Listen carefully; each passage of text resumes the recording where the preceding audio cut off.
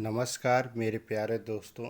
आज मैं आप लोगों को एनसीईआरटी बुक कक्षा 12 के अध्याय 1 से संबंधित महत्वपूर्ण प्रश्नों को लेकर आया हूं, जो आपकी आने वाली परीक्षा में अत्यंत महत्वपूर्ण उपयोगी सिद्ध होगा। अब हम एनसीईआरटी हिस्ट्री क्लास 12 के अध्याय 1 से संबंधित महत्वपूर्ण बिंदुओं की ओर चलते हैं, जिसमें पहला बिंदु है हड़प्पाई मोहर सेल खड़ी नामक पत्थर से बनाई गई थी। ये आपके परीक्षा में पूछा जा सकता है।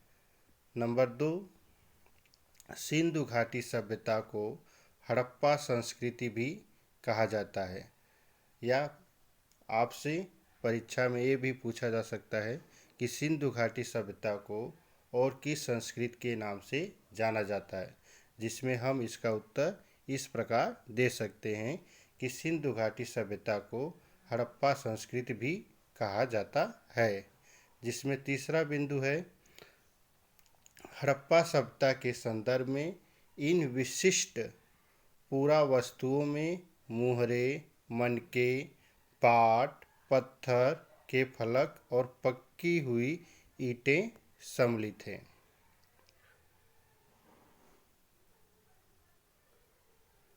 नंबर 4, हड़प्पा सभ्यता का काल निर्धारण लगभग 2600 ईसा पूर्व से 1900 ईसा पूर्व के बीच किया गया है। नंबर 5, हड़प्पा स्थलों से मिले अनाजों के दानों में गेहूं, दाल, सफ़ेद चना तथा तिल शामिल है।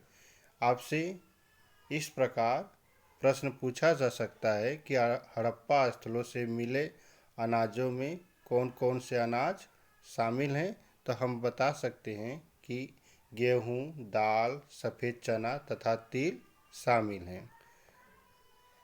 अगला बिंदु है हड़प्पा स्थलों से मिली जानवरों की हड्डियों में मवेशियों, भेड़, बकरी, भैंस तथा सूअर की हड्डियां शामिल हैं।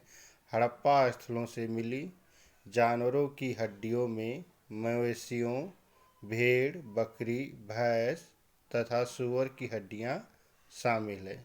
नंबर 7, कालीबंगा नामक स्थान पर जोते हुए खेत का साक्ष्य मिला है।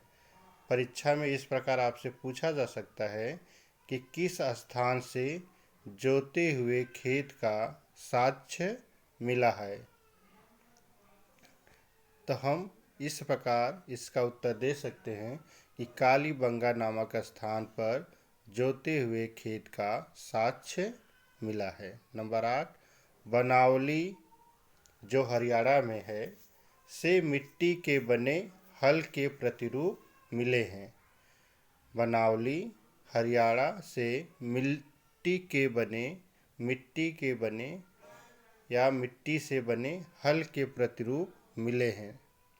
नंबर 9, अफगानिस्तान में सुरतुघई नामक हड़प्पा स्थल से नहरों के कुछ अवशेष मिले हैं। अफगानिस्तान में सोरतुघई नामक हड़प्पा स्थल से नहरों के कुछ अवशेष मिले हैं।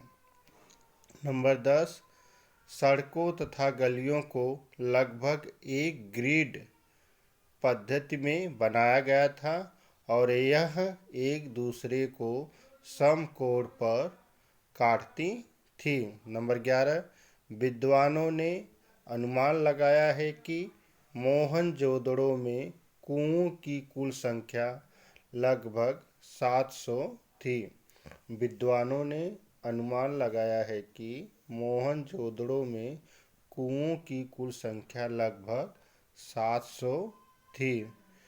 नंबर 12, सिंधु घाटी सभ्यता का क्षेत्रफल त्रिभुजाकार था। यह इम्पॉर्टेंट क्वेश्चन है। किसी आपसे परीक्षा में पूछा जा सकता है कि सिंधु घाटी सभ्यता का क्षेत्रफल किस प्रकार का था, तो हम उत्तर दे सकते हैं कि सिंधु घाटी सभ्यता का क्षेत्रफल त्रिभुजाकार था। नंबर 13, हड़प्पा सभ्यता का सबसे बड़ा नगर मोहनजोदड़ो है। हड़प्पा सभ्यता का सबसे बड़ा नगर मोहनजोदड़ो है। नंबर 14, सिंधु घाटी सभ्यता में विशाल स्नानागार मोहनजोदड़ो में मिला है। सिंधु घाटी सभ्यता में विशाल स्नानागार मोहनजोदड़ो में मिला है। नंबर 15, हड़प्पा सभ्यता की जुड़वा राजधानी मोहनजोदड़ो और हड़प्पा को कहा जाता है। हड़प्पा सभ्यता की जुड़वा राजधानी मोहनजोदड़ो और हड़प्पा को कहा जाता है। नंबर 16, लोथल भोगवा नदी के किनारे स्थित है। लोथल भोगवा नदी के किनारे स्थित है। नंबर 17, हड़प्पा सभ्यता कांस्य युग की सभ्यता है। नंबर 18, हड़प्पा संस्कृति व्यापार पर आधारित है। आपसे पूछा जा सकता है कि हड़प्पा संस्कृति किस पर आधारित है, तो हम कह सकते हैं कि हड़प्पा संस्कृति व्यापार पर आधारित है। हड़प्पा सभ्यता के लोग, नंबर 19, हड़प्पा सभ्यता के लोग मातृ देवी की उपासना करते थे। आपसे पूछा जा सकता है कि हड़प्पा सभ्यता के लोग किसकी उपासना करते थे, तो हम कह सकते हैं कि हड़प्पा सभ्यता के लोग मातृ देवी की उपासना करते थे। नंबर 20, हड़प्पा सभ्यता का स्वरूप हड़प्पा सभ्यता का स्वरूप नगरीय सभ्यता था। आपसे ये भी पूछा जा सकता है कि हड़प्पा सभ्यता का स्वरूप कैसा था, तो हम कह सकते हैं कि हड़प्पा सभ्यता का स्वरूप नगरीय सभ्यता था। यह क्लास 12 के अध्याय 1 से संबंधित महत्वपूर्ण तथ्य थे। अगर हमारा यह वीडियो आपको अच्छा लगा तो एक लाइक एंड सब्सक्राइब जरूर कर दीजिए। जय हिंद, नमस्कार।